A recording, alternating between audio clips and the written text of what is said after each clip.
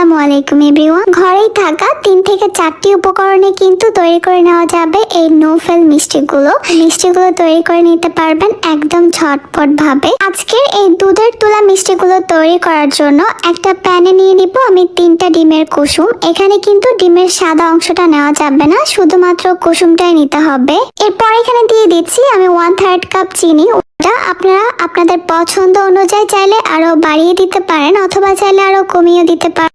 চিনি আর ডিমের কুসুমটাকে একটু সময় নিয়ে ভালোভাবে মিশিয়ে নিতে হবে। কিছুক্ষণ সময় নিয়ে মিশিয়ে নিলেই দেখতে পারবেন চিনিটা সম্পূর্ণভাবে গলে গেছে। এই অবস্থায় আমি এখানে দিয়ে দিব 1/3 কাপ কর্নফ্লাওয়ার। এরপর এখানে দিয়ে দিচ্ছি 1/4 কাপ গুঁড়া দুধ। আবার সবকিছুকে একটু ভালোভাবে মিশিয়ে নিচ্ছি। ভালোভাবে মিশিয়ে নেওয়ার পর যখন সবকিছু মিলিয়ে একটা ক্রিমি ভাব চলে আসবে, তখন আমি এখানে দিয়ে দিব 2 কাপ লিকুইড দুধ, 1/2 চা চামচ দিয়ে দিচ্ছি ভ্যানিলা এসেন্স। এবার এই সবকিছুকে আমি একটু ভালোভাবে মিশিয়ে নিই। এবার এই প্যানটাকে আমি চুলায় বসিয়ে দিচ্ছি। যে মোল্ডের মধ্যে আমি এই মিষ্টিটাকে সেট করব, সেই মোল্ডটার মধ্যে আমি সামান্য করে একটু ঘি ব্রাশ করে দিচ্ছি।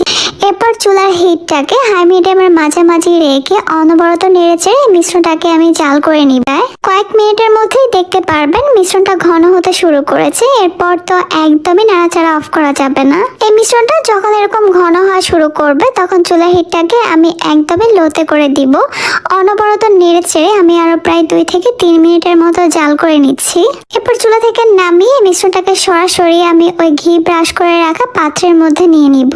তখন নর্মাল টেম্পারেচারে চলে আসবে, তখন আমি আরো 1 ঘন্টার জন্য ফ্রিজের নর্মাল চেম্বারে রেখে দিব। 1 ঘন্টার মধ্যেই কিন্তু সবকিছু ভালোভাবে সেট হয়ে যাবে। এরপর ডিমোল্ড করে নিব। এবার আমি আমার পছন্দ মতো স্কোয়ার শেপ করে এগুলোকে কেটে নিচ্ছি। সবগুলোকে এভাবে গুঁড়া দুধের মধ্যে কোট করে নিলেই তৈরি হয়ে যাবে আমাদের সুপার সফট জিগলি স্পঞ্জি দুধের তুলা মিষ্টি।